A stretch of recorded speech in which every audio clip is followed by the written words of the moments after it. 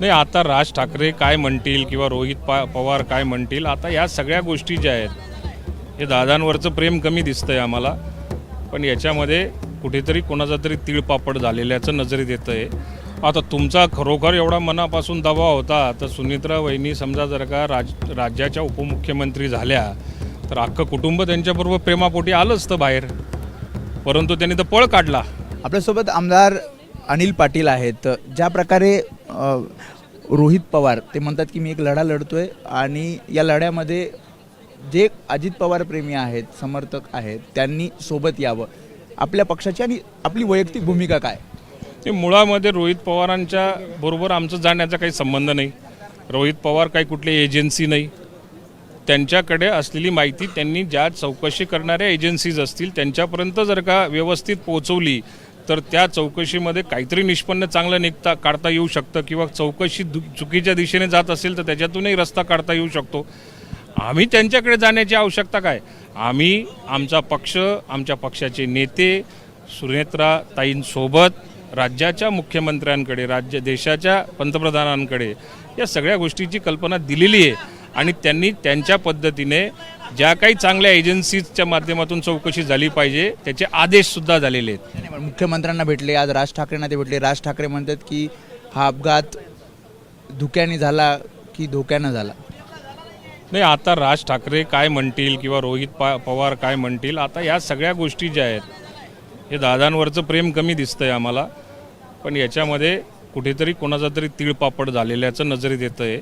आता या सगळ्या चर्चा ज्या आहेत त्या हळूहळू कोणाकडे तरी शिफ्ट करण्याच्या दृष्टिकोनातून ही पुढच्या येणाऱ्या काळामध्ये आपल्याला वाटचाल असेल.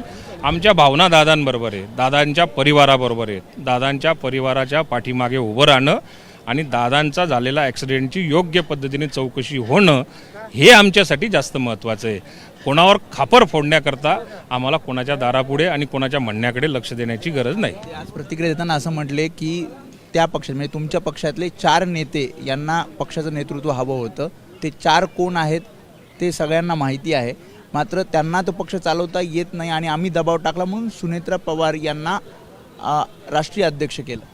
आता तुमचा खरोखर एवढा मनापासून दबाव होता तर सुनित्रा वहिनी समजा जर का राज्याच्या उपमुख्यमंत्री झाल्या तर अख्खं कुटुंब त्यांच्याबरोबर प्रेमापोटी आलं असतं बाहेर, परंतु त्यांनी तर पळ काढला.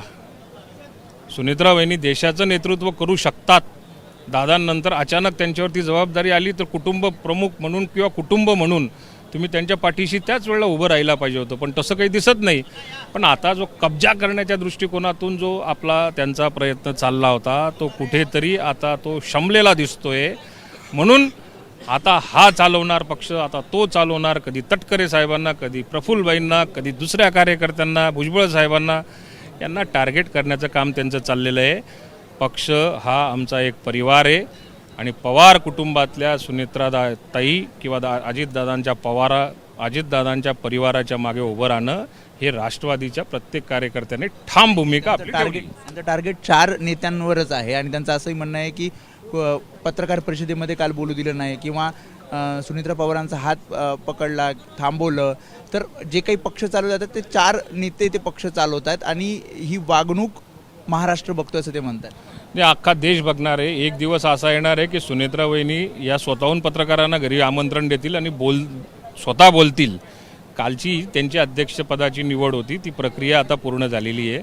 राज्यातल्या निवडणुकांच्या बाबतीमध्ये आता एकदा राष्ट्रीय अध्यक्ष निवडल्यानंतर प्रदेश अध्यक्ष, मग जिल्हा पातळीवरपासून तालुका पातळीपर्यंत ही सगळी प्रक्रिया झाल्यानंतर त्या विस्तृत तुमच्याशी बोलतील. शेवटचा प्रश्न, जसं अमोल मिटकरी समर्थन करतात रोहित पवारांच्या भूमिकेचं, तसं आपण करणार आहात का? किंवा आपले काही आमदार आहेत ज्यांना पण संशय आहे की हे घातपात आहे की अपघात आहे?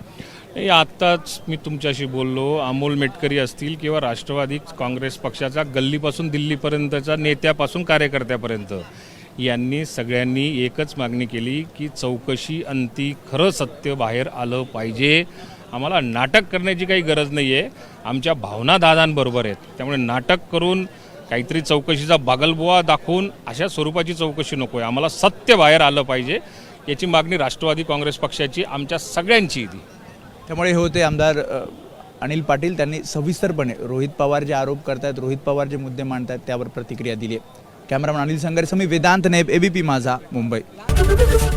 एबीपी माझा, उघडा डोळे बघा नीट.